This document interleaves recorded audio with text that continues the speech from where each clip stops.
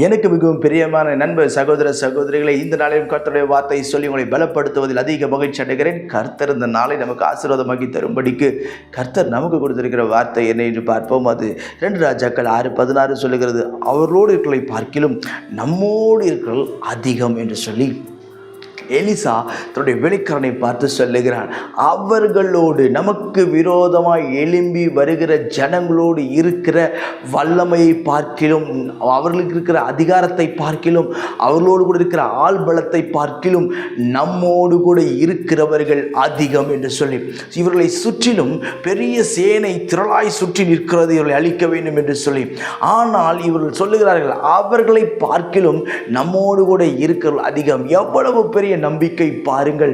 இன்றைக்கு நமக்கு விரோதமாய் வருகிற சின்ன சின்ன பிரச்சனைகளுக்கெல்லாம் நாம் சோர்ந்து போகிறோம், சின்ன சின்ன போராட்டங்களுக்கு நாம் சோர்ந்து போகிறோம். இதை நாம் எப்படி மேற்கொள்ளுவோம், இதை நாம் எப்படி ஜெயிப்போம் என்று தெரியாமல் தத்தளித்து கொண்டு இருக்கிறோம். இன்றைக்கு இந்த வார்த்தை கேட்கிற உங்களை கர்த்தர் பலப்படுத்த விரும்புகிறார். அவர்களோடு இருக்கிறவர்களை பார்க்கிலும் உங்களோடு கூட இருக்கிறவர் பெரியவர் என்பதில்.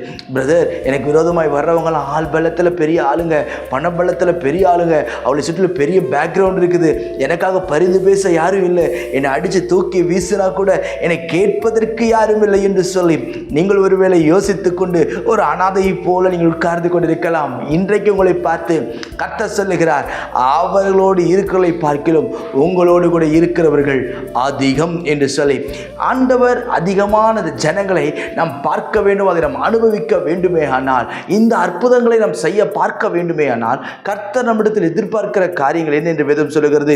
யோவான் 11:40 சொல்லுகிறது, விசுவாசித்தால் தேவனுடைய மகிமை காண்பாய். இன்னைக்கு நம்முடைய நாட்களில் கர்த்தர் எதிர்பார்க்கிற காரியம் என்ன?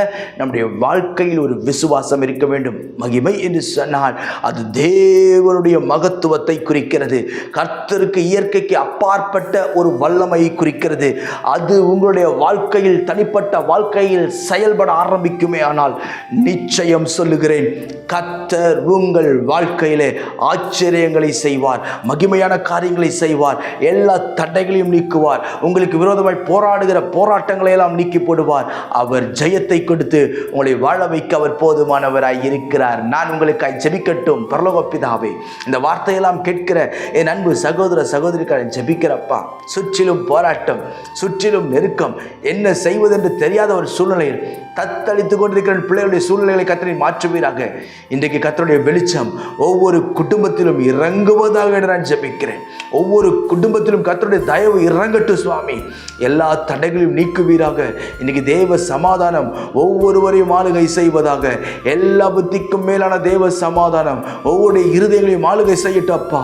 சுற்றிலும் இருக்கிற போராட்டங்களை எல்லாம் மாற்றுவீராக ராஜா. ஜனங்களால் வருகிற போராட்டம், பிசாசினால் வருகிற போராட்டம், எதிரிகளால் வருகிற போராட்டத்திலிருந்து விடுதலையாக்குவீராக. இந்த நாள் ஒரு சமாதானத்தின் நாளாக இருக்கட்டும். அற்புதங்களை என் பிள்ளைகளுடைய கண்கள் பார்க்கட்டும். விசுவாசத்தில் பலப்பட கிருபை தாரும். இயேசுவின் நாமத்தில் ஜெபிக்கிறேன் எங்கள் ஜீவனுள்ள பிதாவே. ஆமென், ஆமென்.